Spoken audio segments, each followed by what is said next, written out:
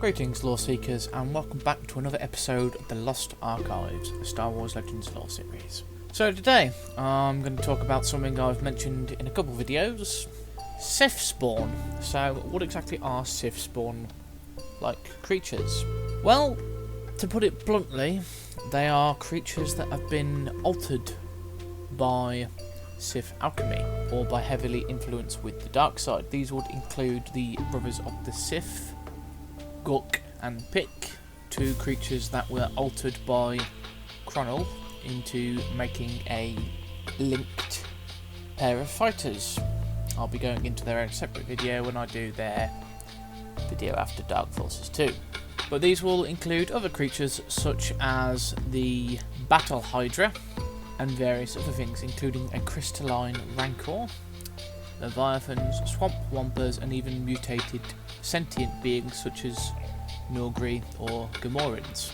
Hell, they even went so far as to mutate plants, which is where you get the so-called dart flower, which would shoot poisonous thorns at you. So, the most well-known and the most famous of the Sith Spawn creations would be the Massassi and the Tech. Now, the Massassi were a sub-species of the Sith species, which is where the term Sith Spawn originally comes from, and the Tech is a creation of the Sith that was used to hunt down and kill any Force sensitives, even themselves. In fact, these creatures were so damn dangerous that the Jedi tried to basically send a purge on these creatures.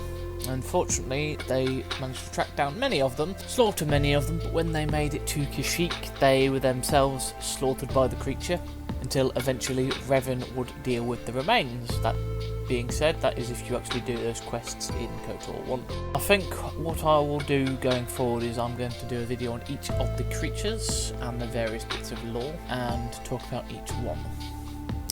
The most interesting one actually would be the Battle Hydra, as they actually managed to develop into the ecosystem of Yavin 4 after the Exarch had been defeated. In fact, Jaina Solo had to stop her brother from taking one as a pet. It's interesting. I wonder if that played into stuff for the later books, with a bit, maybe used as a bit of foreshadowing. We'll never know these days, I suppose.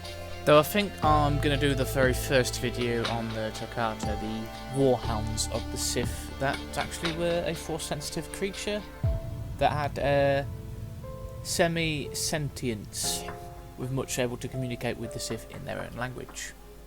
Anyway guys, let me know what you think of the brief overview on what Sith Spawn are in the comments down below. As always, I will include a list of sources in the description, and I will see you on the next episode of the Lost Archives. Take care and have a good day.